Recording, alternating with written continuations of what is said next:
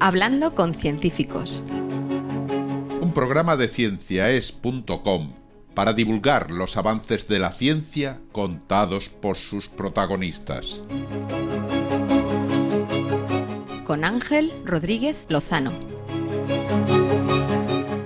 Hoy os invitamos a escuchar microbios, la mayoría buenos. Hablamos con Olga Sánchez.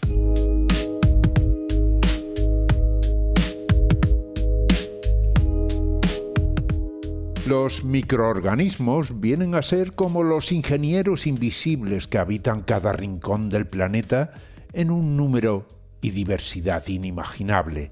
Se dice que existe más de 1 billón con B de especies distintas y que el número de individuos tendríamos que escribirlo con 30 ceros. La inmensa mayoría de las especies son desconocidas para la ciencia, así que los microbiólogos, como Olga Sánchez, nuestra invitada en Hablando con Científicos, tienen trabajo para rato. Olga es catedrática en la Universidad Autónoma de Barcelona y ha publicado recientemente un artículo que habla de estos microbios y otros organismos que habitan en las profundidades del océano. Pero hoy va a hablar de estos minúsculos pobladores, ya sean marinos o terrestres, la mayoría de los cuales viven su vida aportando beneficios a muchos otros seres, incluidos los humanos.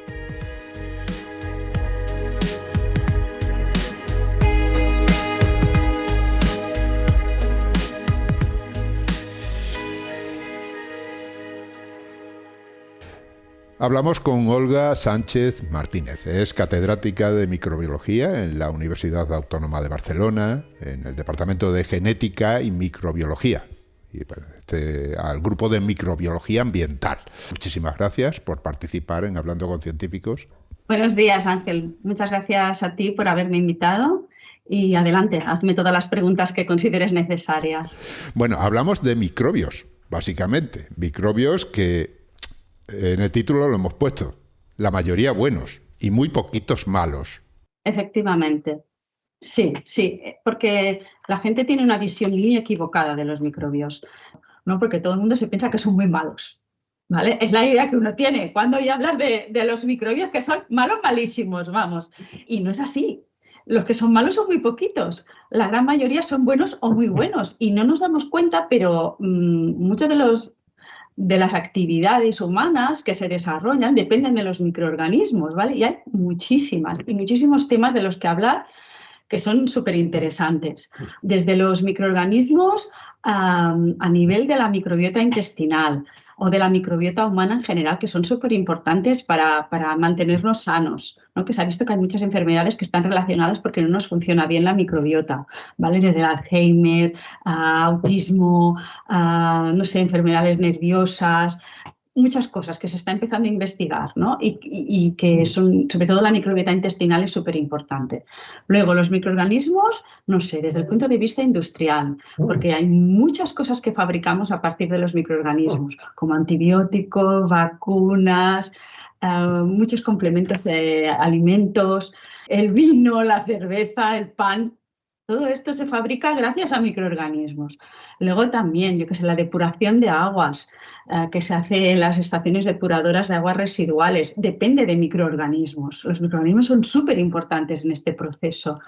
Te podría hablar de muchas cosas, ¿no? que no nos damos cuenta, y los microorganismos son súper importantes. Bueno, con eso nos ha quedado muy claro que los microbios en general no son malos, pero a verlos los hay, eso lo tenemos todos claro, ¿no? Evidentemente hay unos cuantos que provocan enfermedades y que nos llevan muy de cabeza, ¿vale? Sobre todo no sé si has oído hablar del concepto de superbacterias, ¿no? Que son estas bacterias que son resistentes a multitud de antibióticos, ¿vale? Esto es un tema muy importante, la resistencia a los antibióticos, que claro, aquí los microbios juegan un papel primordial y estos son malos, sí, pero es que los microbios no habría vida si no hubiera microbios, ¿vale? Los primeros habitantes de este planeta fueron los microbios, fueron los que produjeron el oxígeno, fueron los que produjeron la capa de ozono, fueron los que produjeron las circunstancias para que hubiera evolución. Hay microbios, digamos, por todos sitios, realmente. ¿No? Los microbios se consideran ubicuos. Los microbios están en todas partes, están en todas las superficies que tocamos, están en el aire, están dentro de nuestro cuerpo, dentro de los animales. No hay sitio donde no haya microbios. Podríamos pensar que los sitios más extremos, por ejemplo, no sé, en el Ártico o en la zona antártica, que hace mucho frío, o en los desiertos, que hace mucho calor y hay mucho contraste de temperaturas, o en las zonas más secas, no tiene que haber microorganismos, pero sí que hay.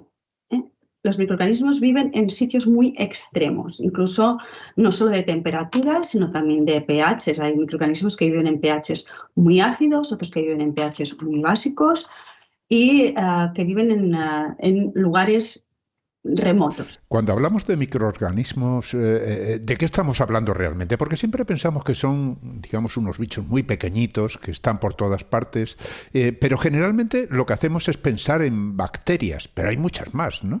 Efectivamente, hay más. Dentro de los microbios, bueno, ahora los virólogos me van a decir que no, pero bueno, en la microbiología en general se estudian desde los más pequeños de todos, los entes más pequeños de todos, que son los virus, ¿vale? Bueno, y luego hay entes acelulares, que son los viriones, los priones, ¿vale?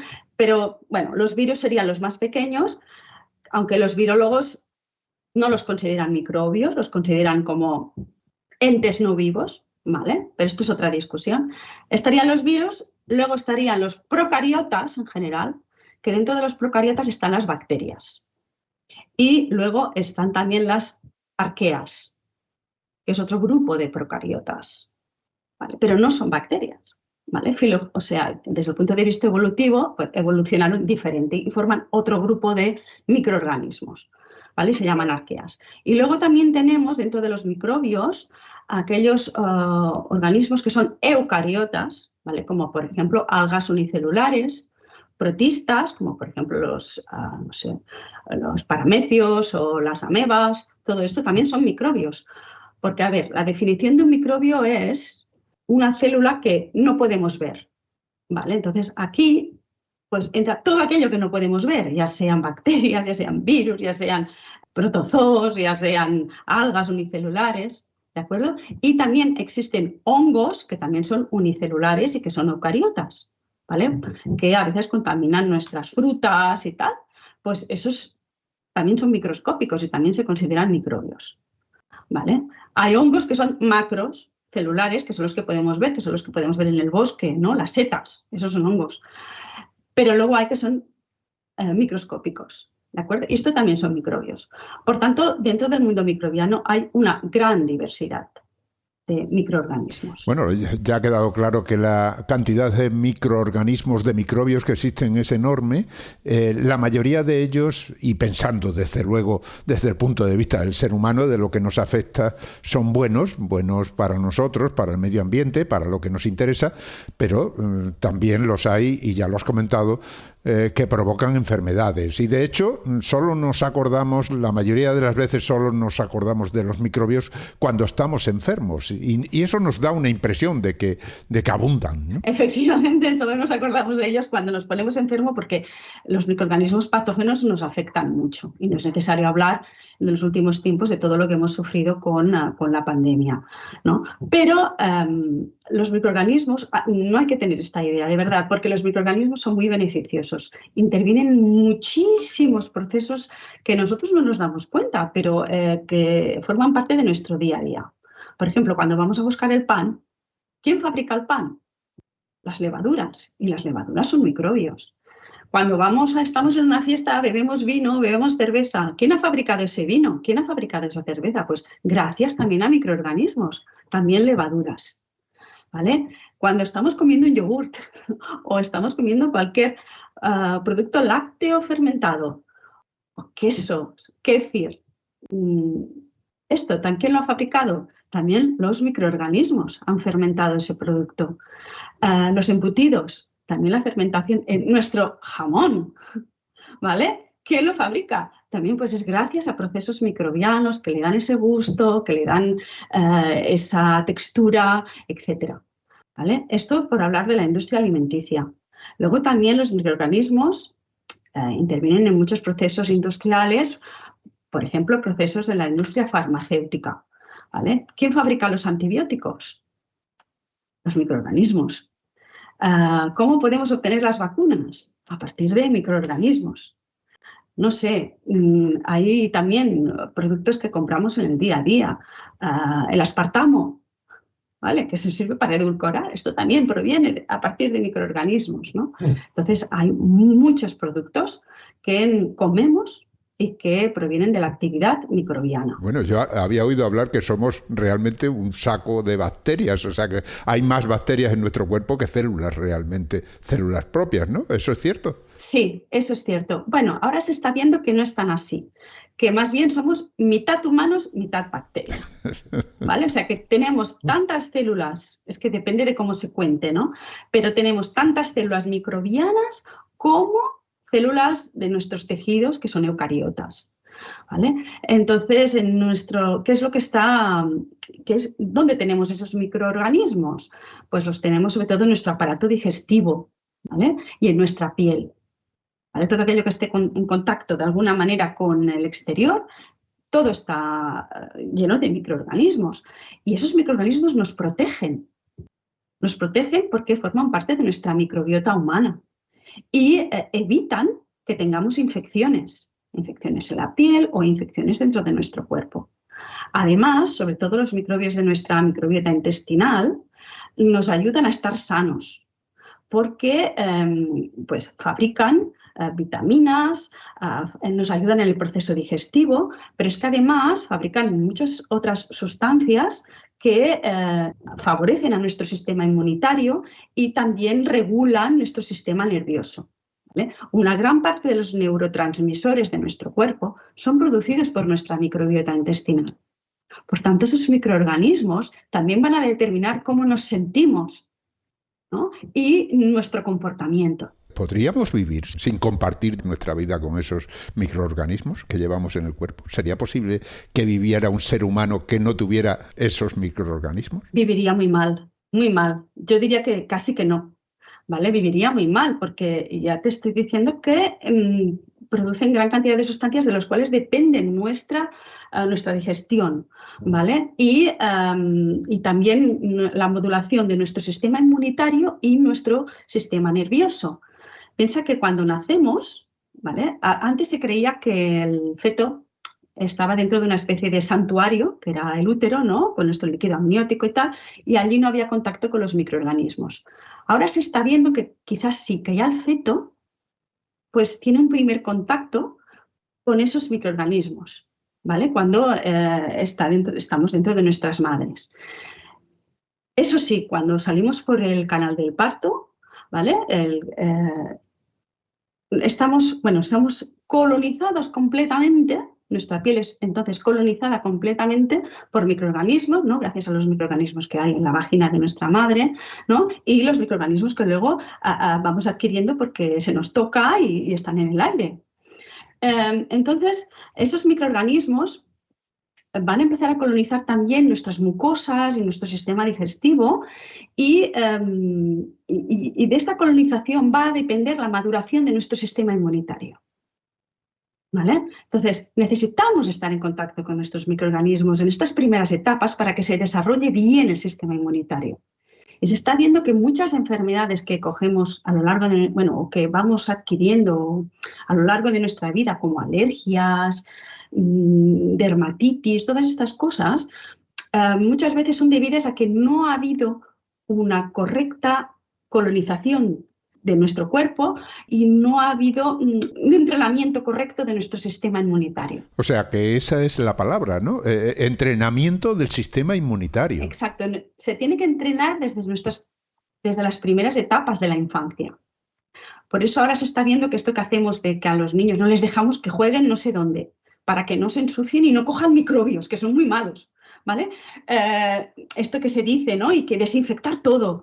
Hombre, evidentemente tenemos que tener una cierta higiene, por supuesto, Pero, claro, tampoco tenemos que estar tan impolutos y tan estériles, porque luego nuestro sistema inmunitario no se entrena lo suficientemente bien. Bien, estás mostrándonos un mundo muy diverso, muy amplio, porque dices que ocupa, digamos, prácticamente cualquier ecosistema que podamos imaginar aquí en la Tierra.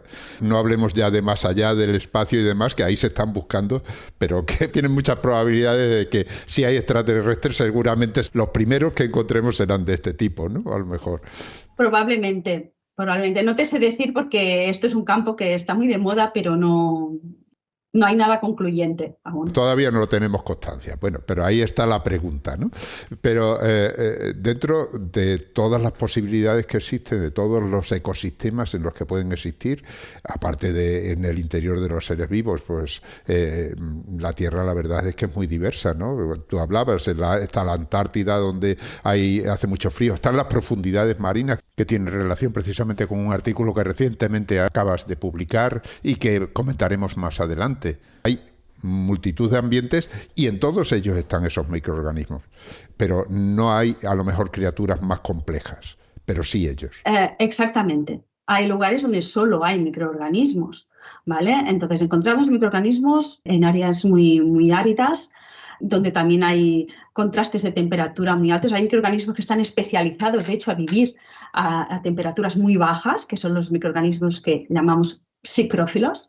De hecho, no pueden vivir a temperaturas normales desde nuestro punto de vista, para nosotros los humanos. No pueden vivir porque están adaptados a vivir a temperaturas frías. Entonces, su tasa de crecimiento óptima es a temperaturas frías. Luego hay otros que, al revés, viven en fuentes termales, ¿vale? Pues fuentes termales que pueden alcanzar, que pueden estar con el agua en ebullición, ¿no? Y viven tranquilamente allí. Estos son microorganismos termófilos o también algunos son hipertermófilos porque tienen máximos de crecimiento a 80 grados o más, 80 grados Celsius o más. Entonces, estos viven tranquilamente en estos, de hecho, están completamente adaptados, ¿no? De hecho, no sé si, bueno, supongo que ahora todo el mundo está empezando a estar familiarizado con el concepto de PCR, ¿no? Cuando nos hacían una PCR para ver si teníamos el virus o no teníamos el virus, etcétera, ¿vale? Del COVID. Y la PCR es una técnica que desde los años 80 o así se utiliza en el mundo científico, pues para amplificar el material genético, para amplificar un determinado gen. Pues se utiliza esta técnica, que significa reacción en cadena de la polimerasa, ¿vale? Bueno, PCR, del inglés Polymerase Chain Reaction. Para hacer una PCR se necesita una enzima, ¿vale? O sea, un componente que se llama polimerasa, ¿okay? Taq polimerasa concretamente. Y se llama Taq polimerasa porque proviene de una bacteria que es termófila. ¿Vale? Por esto aquí venía la conversación. Y esta bacteria la descubrieron en Estados Unidos, ¿vale? Concretamente investigando el parque de Yellowstone. El parque de Yellowstone es una maravilla para los ecólogos microbianos como yo, que nos gusta... Y para los visitantes como yo. Yo he estado allí y la verdad es que es impresionante. Yo no he tenido aún la fortuna, pero espero ir pronto. Entonces ahí los ecólogos microbianos pues han estudiado, hay muchas fuentes termales y muchas lagunas, ¿no? Géiseres, fumarolas, hay de todo. Exacto. Entonces ahí se cogieron muestras y se aisló un microorganismo que se llama Thermus aquaticus y que tiene esta polimerasa, ¿no? Esta enzima que se utiliza, que luego posteriormente pues, bueno, se ha utilizado para realizar estas PCRs. Que estas PCRs que son tan famosas y que hoy en día pues casi que no podemos hacer nada ya sin estas PCRs, esta polimerasa proviene de un microorganismo termófilo, ¿vale? O sea que los microorganismos, además se está viendo que tienen, sobre todo de estos ambientes extremos, se está viendo que tienen aplicaciones a nivel industrial, ¿vale? Y están como, ahora la industria biotecnológica está muy interesada en encontrar nuevos microorganismos, ¿no? Que puedan tener pues nuevos antibióticos o nuevos enzimas que se puedan utilizar, ¿no? Para diferentes fines. Y luego está, evidentemente, la parte de los antibióticos, que es otro gran tema. Realmente hay tantos campos que sería muy difícil tocarlos todos, ¿no? A mí me gustaría que nos contaras concretamente tu campo de investigación, ¿no? Porque claro, entre tanto tendrás que decidirte por algo. Sí, yo no soy experta en todos ellos, ni mucho menos. Os he hecho una breve descripción de algunas de las aplicaciones de los microorganismos. Yo soy ecóloga microbiana de formación y he estudiado, sobre todo, bueno, últimamente estoy estudiando mucho el ambiente marino y también he estudiado ambientes como las estaciones, bueno, las aguas residuales. En ellas hay muchos microorganismos, algunos de ellos patógenos. Todas las aguas residuales generadas por nuestras ciudades y por los pueblos, van a parar a las estaciones depuradoras de aguas residuales. Concretamente, a partir de ahí lo que se hace es purificar el agua, ¿no? Intentar eliminar, ¿no?, los diferentes contaminantes o diferentes microbios que puedan haber, ¿no? Y estas aguas residuales, bueno, sufren toda una serie de procesos y uno de los procesos en estas estaciones intervienen los microorganismos. ¿Vale? Hay unas piscinas muy grandes donde hay microorganismos que lo que hacen es depurar esas aguas, ¿no?, y eliminar compuestos tóxicos que puedan haber y que se puedan encontrar de distinto tipo. Y ese tratamiento, que se llama tratamiento secundario de las estaciones depuradoras de aguas residuales, ahí en ese tratamiento los microorganismos son clave para depurar el agua. ¿Esos microorganismos son específicos? O sea, digamos, ¿se escogen y se ponen ahí porque hacen una función o crecen por sí solos naturalmente? Crecen por sí solos naturalmente y se crean como una especie de flóculos, que son agregados, ¿vale?, de materia orgánica y de microorganismos, ¿no?, que crecen en estas piscinas y entonces el agua va pasando, ¿vale? El agua previamente ha sido filtrada, ¿no?, y por diversos tipos de filtros, ¿no?, para eliminar las cosas más grandes, y luego pasa por ahí y ahí los microorganismos ejercen su función purificadora. Y luego pues, el agua cada vez va saliendo más limpia, ¿no?, a lo largo de los diferentes. Luego se pueden hacer otros procesos posteriores, ¿vale? Pero este proceso secundario lo tienen todas las estaciones depuradoras de aguas residuales y ahí intervienen microorganismos. Y estos son los que yo también he estudiado. ¿Y qué clase de estudios haces a esos microorganismos? Pues básicamente hace unos 15 años o así, lo que he estado utilizando son técnicas moleculares para pues intentar identificar cuáles son los microorganismos que se encuentran en este tipo de ambientes, ya sea en las estaciones depuradoras o en el mar, y ver qué funciones hacen. Bueno, imagino que habrá muchísimas clases de microorganismos ahí mezclados, ¿no? ¿Son difíciles de identificar? No es sencillo identificar los microorganismos. Que tú puedes ir al zoológico y ves que hay un león, que hay una jirafa, ¿no? Ves las diferentes especies y las puedes ver porque morfológicamente son diferentes. Pero con los microorganismos esto no sucede. Tú coges una muestra y la observas en el microscopio, que es nuestra herramienta principal, y ves que todos son pues o bolitas redondas o un poquito más alargadas, pero no distingues unas de otras. Y es posible que ahí haya muchas especies diferentes. Entonces, hay que hacer una serie de análisis adicionales para intentar identificar qué especies tienes ahí. ¿De acuerdo? Y bueno, esto es relativamente complejo, aunque nos ha facilitado bastante la existencia de las técnicas moleculares desde los años 80 o así, para intentar identificar qué especies tenemos. Antes de las técnicas moleculares, antes de la era molecular, se utilizaban pues, análisis bioquímicos y análisis genéticos para determinar qué especies tenías. Ahora es más fácil porque lo que puedes hacer es extraer el material genético de una muestra ambiental y secuenciar, ¿vale? Y así puedes detectar qué genes tienes. Pero bueno, eso supone, por lo que me estás diciendo, que realmente lo que se hace es coger un conjunto de microorganismos todos mezclados, trocearlos, mezclar su material genético y luego andar seleccionando qué material genético hay, y además eso supone que se tiene solo el material genético, no se tiene el microorganismo original. Imagino que además para identificar que un material genético pertenece a un organismo determinado necesitáis una especie de biblioteca que contenga pues esa información y que vosotros podáis ir a consultar para decir, bueno, he detectado este gen, tengo este microorganismo o no lo tengo, o tengo otro. Sí, lo que se hace es extraer el DNA y amplificar, por PCR, amplificar un gen. Si conoces su secuencia, se puede saber qué microorganismo es. O sea que esa secuencia del gen es única para ese organismo y por lo tanto viene a ser como su código de barras, ¿no? Sí, exactamente.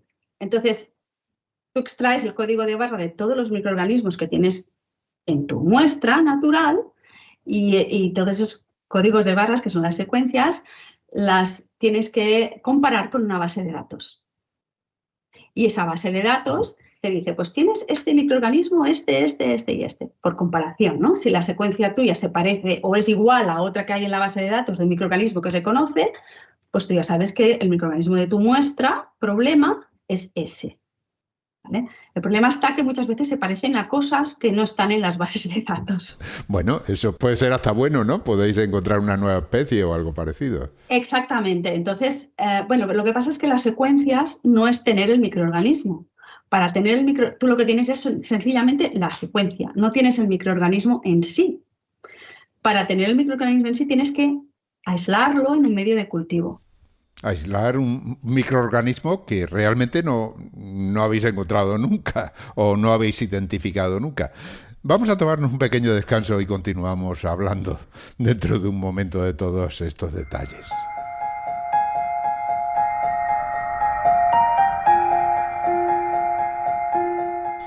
Estáis escuchando Hablando con Científicos, un podcast de cienciaes.com para divulgar la ciencia de la mano de sus protagonistas. En nuestra página web podéis encontrar más de 400 entrevistas con científicos de todas las disciplinas. Os invitamos a escucharlas y compartirlas en redes sociales con vuestros amigos y conocidos. Cienciaes.com ofrece un conjunto de podcasts de acceso libre y gratuito a través de iTunes, Spotify, Google Podcasts, iVoox, TuneIn y muchas más plataformas. Todo en cienciaes.com.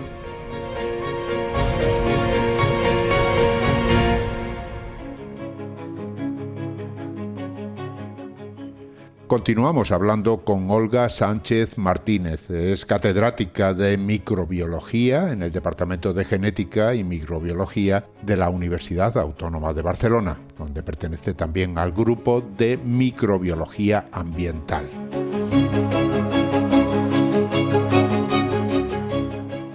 Olga, estabas comentando antes de esta pequeña interrupción que estudiáis microorganismos que están en una muestra, por ejemplo, sacada de un lugar donde existen muchísimos microorganismos mezclados, que puede ser, por ejemplo, de una depuradora.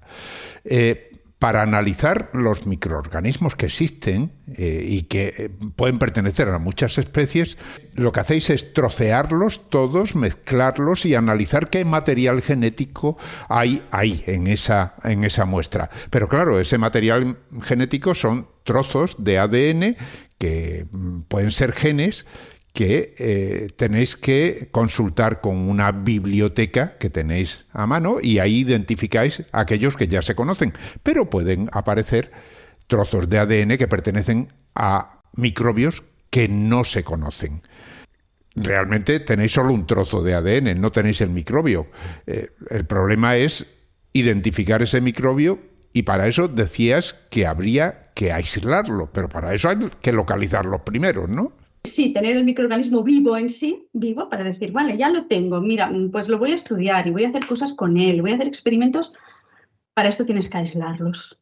Aislarlos quiere decir tenerlos vivos y hacerlos crecer. Porque cuando tú tienes una muestra y extraes el DNA, ahí los microorganismos no están vivos, solo tienes su material genético. ¿vale? Y con eso puedes identificar. Pero si luego quieres tener el microorganismo vivo, lo tienes que hacer crecer. Para hacerlo crecer, pues tienes que darle comida. Y a veces no sabes qué comida necesita, ¿vale? O a veces no crece porque necesita otras cosas que tú no le estás dando y tú no lo sabes qué es lo que le tienes que dar. Es complejo, ¿no? De hecho, se estima que en realidad se ha aislado solo un 1% de los microorganismos que realmente hay en la Tierra. Eso es lo que se ha aislado, ¿vale? Y el resto, el 99%, no lo hemos conseguido aislar aún. Miles y miles de especies que aún no las conocemos, que sabemos que están porque tenemos las secuencias. Claro, solo se tienen, digamos, trozos de su ADN, pero se desconoce qué organismos son. Con las secuencias, pues tú las pones en la base de datos y te puede decir más o menos qué microorganismo tienes. Pero el microorganismo vivo lo tienes que hacer crecer. Y a veces no puedes. Sabes que está, porque lo has visto en las secuencias. Pero no puedes hacerlo crecer porque pues no te crece. No te crece. Tú le das comida y no te crece. Te crece a lo mejor otra cosa, pero ese no. ¿Vale? Y bueno, esto es también a lo que me he dedicado pues, estos últimos años, también a aislar microorganismos, junto con mis estudiantes, obviamente, porque detrás de todo investigador, ¿no? Hay un grupo de estudiantes y de personas que estamos todos colaborando juntos. Y me he dedicado pues, a aislar microorganismos de ambiente marino, también de estaciones depuradoras de aguas residuales. Y he conseguido, siempre que intentas aislar microorganismos, siempre al final acabas descubriendo especies nuevas. ¿Hay alguno al que le tengas más cariño que a otros? Porque al final son casi como si fueran tus hijos, ¿no? A base de estudiarlos. Pues hemos aislado bastantes, la verdad, hemos aislado bastantes y todos ellos pues tienen su gracia, por decir algo, porque cada uno hace una cosa distinta y bueno, al final son muchos los que hemos llegado a aislar. Y aparte de eso, pues también hemos hecho análisis moleculares pues para ver cuál un poco era la función de los diferentes ecosistemas.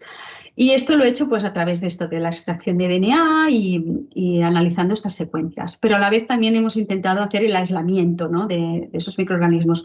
Y siempre me ha pasado que lo que aíslo nunca es lo que es más abundante en las secuencias. Siempre aíslo cosas raras, ¿no? que a lo mejor había muy pocas secuencias de eso, ¿no? Pero bueno, estamos ahí haciendo este tipo de análisis de diversidad, que se llama. Hemos dicho que microorganismos hay muchos, que muy poquitos son malos, ¿no? ¿Qué porcentaje de ellos hay que sean realmente patógenos y que nos puedan producir una enfermedad para que sepamos realmente que no, bueno, que no serán tantos, ¿no? ¿Qué porcentaje? No te lo sabía decir, la verdad. Serían muy pocos, serían muy pocos. Lo que pasa es que los pocos que hay nos llevan muy de cabeza. ¿Vale? Y sobre todo en los ambientes hospitalarios, que es ahí donde existe un gran riesgo de tener microorganismos muy patógenos. Muy patógenos, ¿por qué? Pues porque son resistentes a la gran mayoría de antibióticos que utilizamos. ¿Vale? De hecho, los microorganismos no es que se vuelvan resistentes de golpe. Bueno, de hecho, las resistencias a los antibióticos existen desde el preciso momento en que hay un antibiótico. Un microorganismo produce un antibiótico, pero ese mismo microorganismo es resistente a ese antibiótico, porque si no se moriría. Entonces, las resistencias existen desde el preciso momento en que ese microorganismo pues, sintetiza ese antibiótico. Entonces, ¿qué hacemos nosotros, los humanos? Bien, cogemos ese antibiótico, ¿vale? Y lo empezamos a aplicar a nivel médico. ¿Y qué hacemos? Pues matamos a todos aquellos microbios que son sensibles a ese antibiótico. ¿Pero quién queda? ¿Quién queda? Los que son resistentes. Y esos resistentes son los que se reproducen. Claro, al cabo de un tiempo de ir utilizando ese antibiótico, ¿vale? Hemos disminuido la población de sensibles y hemos aumentado proporcionalmente la población de resistentes. Por eso al final el antibiótico ya no hace nada. Y si encima esto está agravado con un mal uso de esos antibióticos, ¿vale? Porque hay gente que coge un constipado y está tomándose un antibiótico. Eso hace que vaya mucho más rápido el proceso de aparición de esas resistencias. Claro, al final nos estamos aprovechando realmente de una guerra entre microbios, ¿no? O sea, el que genera ese antibiótico es precisamente para defenderse de otros microbios que a lo mejor le pueden hacer daño o ocupan un espacio que ellos necesitan, ¿no? O sea, de esa guerra nosotros nos metemos por medio y utilizamos eso en nuestro beneficio. Pero claro, la guerra continúa. Sí, exacto. Y además agravado por el hecho de que los microorganismos son muy promiscuos y se pasan material genético de unos a otros con una facilidad pasmosa, ¿vale? Entonces, un microorganismo le puede pasar la resistencia a otro que no lo era de resistente, pero se la pasa en pocos minutos, ¿vale? Y esto pasa sobre todo en los ambientes hospitalarios, que hay mucha presión porque se aplican antibióticos de una manera bastante, bueno, frecuencia bastante alta.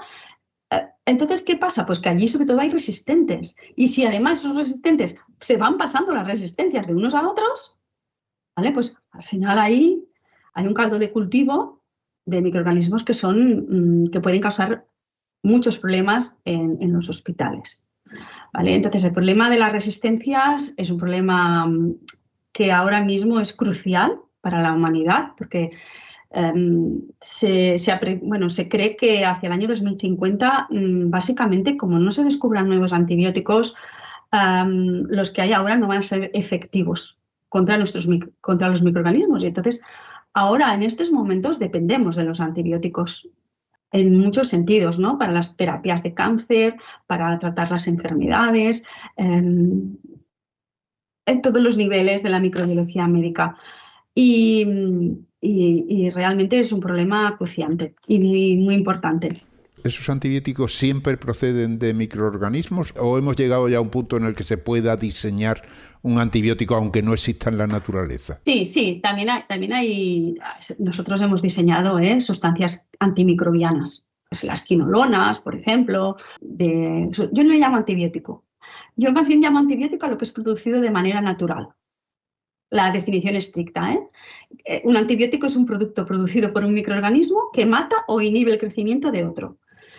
Y luego hay sustancias antimicrobianas, en general, que también actúan contra los microorganismos, que son compuestos químicos, las sulfamidas, las quinolonas, y se utilizan desde hace muchos años.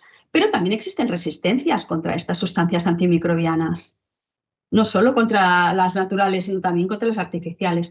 También se ha buscado maneras, por ejemplo, de crear antibióticos, o sea, de modificar los antibióticos producidos de forma natural para que sean más efectivos, ¿vale? Entonces tenemos antibióticos semisintéticos, ¿de acuerdo? Que tienen una parte natural y una parte que nosotros hemos modificado químicamente y que les ha añadido pues una propiedad que no tenían antes.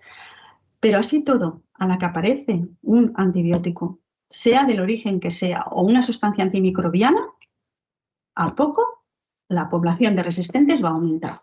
Por eso se pone tanto énfasis, la sanidad está poniendo tanto énfasis en no utilizar los antibióticos de manera indiscriminada para no agravar más el problema.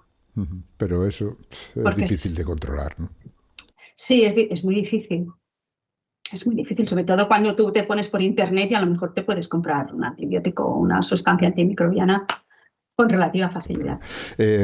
Simplemente por ir tocando temas, ¿no? Yo me había puesto en contacto contigo a raíz de un artículo que se ha publicado en Scientific Reports, que se titula Colección sobre conservación y biodiversidad en las profundidades marinas. O sea, hablamos de microbios, pero microbios que viven en las profundidades marinas. Y empezamos por definir qué es eso de profundidad marina, ¿no? ¿A qué profundidad? Bueno, pues hay diversas...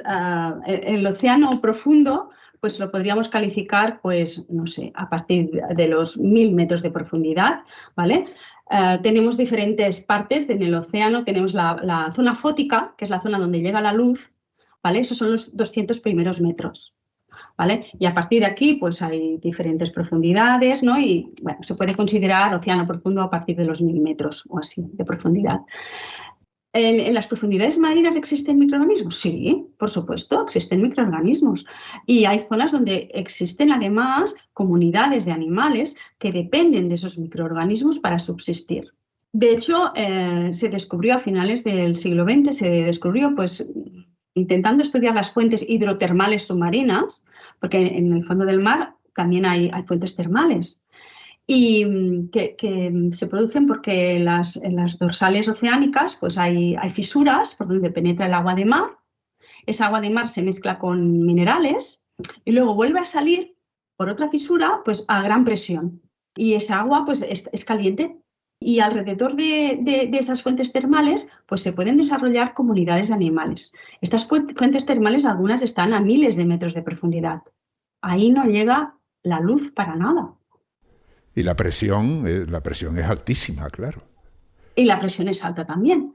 Entonces, intentando estudiar las fuentes hidrotermales submarinas, porque hay algunos submarinos que pueden bajar hasta 4.000 metros de profundidad, submarinos científicos y tal, que intentando estudiar estas fuentes hidrotermales, pues descubrieron que en esta profundidad que está completamente a oscuras, pues había comunidades como gusanos, ¿vale?, que eran como de un color rojizo, que tenían como unos 2 metros de altura. Pero también almejas, mejillones, que eran gigantes. Y también toda una serie de animalillos, como algunos cangrejos y tal, que asociados a todas estas comunidades de animales. Y claro, la primera impresión que se tuvo es ¿qué hacen estos animales aquí si no hay luz? ¿No? Nuestra idea, lo que nos han enseñado en la escuela, es que hay unos productores primarios, que son las plantas, que cogen energía de la luz, que producen materia orgánica, ¿no? Y que luego hay unos herbívoros que se comen estas plantas y unos carnívoros que se comen a los herbívoros. Y que esta es la red trófica tradicional. Entonces, aquí, ¿quiénes eran los productores primarios si no había luz? Pues bien, se vio que dentro de estos gusanos tan grandes habían, una vez más, bacterias que eran capaces, ¿vale?, de fijar el CO2, igual que hacen las plantas, sin luz. Y ese es un típico metabolismo que solo lo tienen las bacterias, los procariotas, más bien dicho. Solo los procariotas pueden realizar esta fijación de CO2 sin la luz. Y construían materia orgánica de la cual pues, este gusano se alimentaba. Y lo mismo también pasaba con los mejillones y con estas almejas, que en sus branquias también tenían simbiosis, ¿vale?, con estos microorganismos. Y lo que hacían los gusanos era darles minerales que salían de la fuente termal hasta el microbio, hasta la bacteria, y también el CO2 que provenía de la respiración de este gusano, ¿vale? Y entonces mutuamente se proporcionaban nutrientes. Y los nutrientes para la bacteria provenían de estas emanaciones de minerales de las fuentes termales. O sea, que siempre la simbiosis esa entre microorganismos y organismos, digamos, más grandes o más complejos, esa ha existido siempre realmente. Sí, siempre. Y es la base de la interacción entre animales, plantas y microorganismos, pues es la base, ¿no?, de la vida, de hecho. O sea, que es un equilibrio que no conviene romper. No, y las plantas también tienen su microbiota en las hojas, en las raíces, súper importante, porque los microorganismos también a las plantas les proporcionan nutrientes y al revés, ¿no? La planta también influye en los microorganismos. Y se establecen muchos tipos diferentes de interacción. O sea que bueno, que esa división que tenemos tan clara entre microorganismos o organismos, digamos, de una sola célula, unicelulares, y organismos de más células, pluricelulares, como pueden ser hongos, plantas, incluso nosotros mismos, no está tan claramente definida. Realmente ahí hay siempre una colaboración entre todos y no se puede decir que puedan vivir unos sin los otros. Sí, es mucho más complejo, exacto. Ahí también vais vosotros con ese estudio, esa colección sobre conservación y biodiversidad que comentaban, ¿no? Sí, es una colección de artículos, ¿no?, que trata sobre la diversidad que existe en el océano profundo y en relación no solo con los microorganismos, ¿no? Sino también con corales, con esponjas, con otros animales, ¿no? Vertebrados e invertebrados que puedan existir en el fondo del mar. Muy interesante, la verdad es que podíamos estar hablando aquí muchas horas. Sí, la verdad es que sí, ¿eh? No, solo te he hecho 4 pinceladas de lo que es un poquito las aportaciones o cómo influyen los microorganismos, ¿no? En nuestra vida y en general en el ecosistema terrestre. Más adelante nos centraremos a lo mejor en un punto concreto, en una investigación concreta. En esta ocasión lo que tenemos es esa visión general. A mí me gusta siempre que habléis del equipo, el equipo con el que estáis interaccionando todos los días y estudiando. Háblanos de tu equipo de investigación. Pues sí. Aquí en la Universidad Autónoma de Barcelona somos básicamente 2 investigadores principales, que son el doctor Jordi Mas y yo misma, y tenemos algunos estudiantes postdoctorales, profesores, que son profesores también aquí, porque aquí en la universidad hacemos las 2 cosas, docencia e investigación. De hecho, nos pagan para hacer docencia, pero también tenemos una parte de investigación importante. Y tenemos también 2 investigadoras postdoctorales, la doctora Elena Hernández y la doctora Nuria Vigués, y también una serie de estudiantes que algunos están haciendo la tesis doctoral y otros pues son estudiantes de máster que pues, son nuevos cada año, estudiantes de grado sobre todo de microbiología, de aquí de la universidad, que pues vienen a hacer también trabajos durante unos cuantos meses, que nos ayudan en nuestra investigación. Y luego además tenemos colaboraciones con otros grupos externos a nuestra universidad. Yo sobre todo estoy colaborando con el Instituto de Ciencias del Mar, del CSIC. Con ellos llevo colaborando muchos años. Ellos son los que me permiten acceder al ambiente acuático, porque con ellos pues tengo algunos proyectos.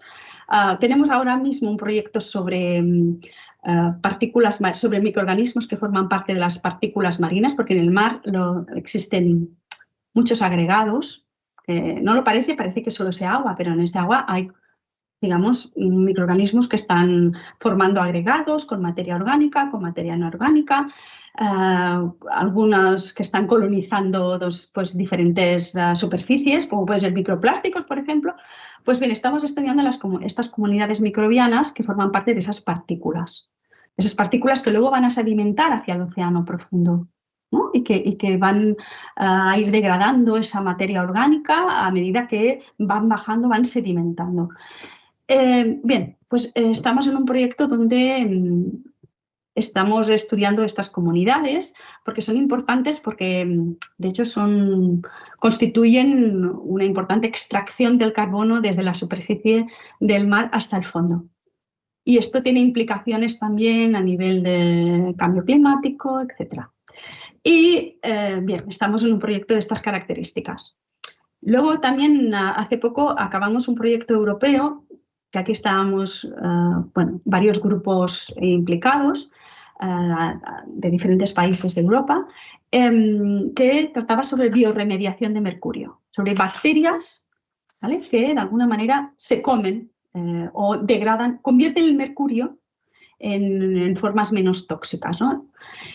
Y porque el mundo microbiano es muy amplio y los microorganismos hacen muchas cosas, ¿vale? Y una de ellas, por ejemplo, es descontaminar, ¿vale? Los podemos utilizar para eliminar contaminantes o para reducir al menos la toxicidad de algunos de ellos. Sí, porque al final el mercurio no desaparece. Lo que pasa es que crean ahí una molécula que es menos tóxica o que es más fácil de almacenar, ¿no? Exacto. El mercurio, concretamente hay un compuesto que es muy tóxico, que es la forma orgánica del mercurio, que es el metilmercurio, que es lo que hemos oído que se acumula en los peces, ¿vale? Este metilmercurio es producido por bacterias, ¿vale? Entonces pasa a los peces. Y lo que pasa es que este metilmercurio tiene mucha afinidad por los tejidos y se bioacumula, se acumula en estos tejidos y cada vez, ¿no?, va pasando de los peces más pequeños a los peces más grandes. Los peces más grandes son los que tienen más concentración de mercurio acumulado en sus tejidos, de metilmercurio. Y luego pasa a los humanos, que son los principales consumidores estos peces y también de marisco, que también se puede acumular en el marisco. Y hay bacterias que lo que pueden hacer es pasar ese metilmercurio a una forma menos tóxica de mercurio. Es el mercurio volátil que luego puede pasar a la atmósfera. Lo que pasa es que ese mercurio que pasa a la atmósfera puede caer otra vez en el mar y otra vez volver a iniciar el ciclo. Pero bueno, hay bacterias que las podemos utilizar como mínimo para transformar ese metilmercurio en una forma menos tóxica y luego ese mercurio gas que se genera, retenerlo en algún sitio. Sí, sé que se puede almacenar y se puede eliminar de alguna manera, ¿no? O eliminar, digamos, de ese ciclo, ¿no? Sí, del ciclo. Muy interesante. Ahí hay otra parte de bacterias buenas, ¿no? Podemos Exactamente, decir. otra de parte microorganismos buenos, ¿no? Al final os hayáis quedado con la idea de que hacen muchas cosas buenas los microorganismos y que los malos son unos pocos, que evidentemente nos llevan de cabeza, pero vamos, que la gran mayoría son esenciales para la vida. Sí, entre otros, porque ellos producen precisamente esos antibióticos que nos permiten protegernos de los que no son, digamos, tan buenos. Exactamente, esta es una aplicación. Sí. Muy bien, ya para terminar, siempre me gusta que contéis un poco de vuestras vidas, ¿no? Porque hay estudiantes que nos escuchan, alguno puede estar interesado en el tema y siempre les viene bien el ejemplo de cómo habéis llegado vosotros ahí, ¿no? Si la afición viene de muy pequeños o la encontráis después, en fin, hay muchas posibilidades y cuantas más conozcan, mejor. En mi caso, particularmente, pues yo soy bióloga, pues empecé la licenciatura, porque antes eran licenciaturas, no eran grados. Empecé la licenciatura de biología aquí en la Universidad Autónoma, precisamente, y tuve unos profesores de microbiología muy buenos, la verdad. Concretamente, pues la doctora Isabel Esteve, que desgraciadamente murió hace unos años, y también, por ejemplo, el doctor Jordi Barbé, que actualmente pues aún es catedrático aquí en nuestro departamento. Pues ellos me motivaron para que yo pues profundizara y estudiara este campo, porque desgraciadamente se da muy poca microbiología en los institutos y en nuestra enseñanza. Se enseña poco sobre los microbios y nunca se me había ocurrido que pudiera estudiar microbiología, pero fue durante la licenciatura que me apasioné por este tema y luego cuando acabé la carrera pues entré en el departamento de genética y microbiología, pedí una beca para hacer el doctorado, estuve durante 4 años con esta beca y luego ya pues enlacé diferentes plazas muy precarias de profesora hasta que finalmente pues ya obtuve mi plaza, ¿no? Al cabo de muchos años, porque la carrera científica requiere mucha paciencia y no desesperarse. No desesperarse, porque aquí en España, pues desgraciadamente, pues hay pocos recursos en general para ciencia y bueno, muchos científicos lo que hacen es irse fuera, ¿no? Donde a otros países donde les pagan mejor, de hecho. Y hay algunos que abandonan, hacen la tesis a lo mejor y luego ya pues prefieren dedicarse a otra cosa y no prolongar la agonía de estar años y años sin saber quién te pagará, cómo y dónde acabarás viviendo. Ya, ese es el gran problema. Creo que habría que cambiar eso porque sin vosotros esto realmente no funciona correctamente. Os necesitamos y os necesitamos mucho, ¿no? Sí, bueno, y a mí me gusta precisamente hacer un poco de divulgación de la microbiología porque de hecho los científicos también nos debemos a la sociedad, que de hecho gracias a ellos pues estamos aquí también, ¿no? A la gente que nos paga en las universidades o en los centros de investigación para que seamos científicos, para que seamos profesores y como mínimo devolver, como sea, un poco esta parte de ciencia que nosotros estamos aprendiendo y desarrollando continuamente. Sí, creo que eso es muy necesario, porque si uno no conoce el ambiente de dónde salen las cosas y cómo salen las cosas, no las comprende. Exactamente. Y el no comprenderlas puede significar que uno va por un camino que que a lo mejor otros ponen muchísimo más fáciles, aunque no sean verdad. Bueno, pues el tiempo se nos ha ido en un pispás. Sí, volando. Nos ha ido volando. Esto es un primer contacto, pero yo creo que más adelante volveremos a hablar y ya nos centramos en un punto concreto de tus investigaciones, de las investigaciones de tu equipo, porque creo que son campos muy interesantes de conocer y nos ayudan a comprender el mundo que nos rodea, desde lo más grande hasta lo más pequeñito, ¿no? Sí, pues cuando quieras, Ángel, aquí estoy a tu disposición. De acuerdo, pues hemos hablado con Olga Sánchez Martínez. Hemos dicho que es catedrática de microbiología en la Universidad Autónoma de Barcelona, el Departamento de Genética y Microbiología, y también en el grupo de microbiología ambiental. Lo dicho, Olga, muchísimas gracias. Un placer hablar contigo. Igualmente, Ángel. Hasta pronto. Y como siempre, antes de despedirnos, tengo que recordaros que Hablando con Científicos y el resto de los podcasts de cienciaes.com son posibles gracias a vuestras donaciones. Es nuestra única fuente de ingresos. Así que, si escuchas nuestros programas, si te gustan y todavía no te has unido al grupo de mecenas, ánimo, únete. Visita cienciaes.com, pulsa el botón de donar y elige cualquiera de las opciones que ahí se ofrecen. Gracias por escucharnos y por compartir con nosotros la ilusión por la ciencia. Han escuchado ustedes Hablando con Científicos, con Ángel Rodríguez Lozano. Cienciaes.com. Ciencia para escuchar.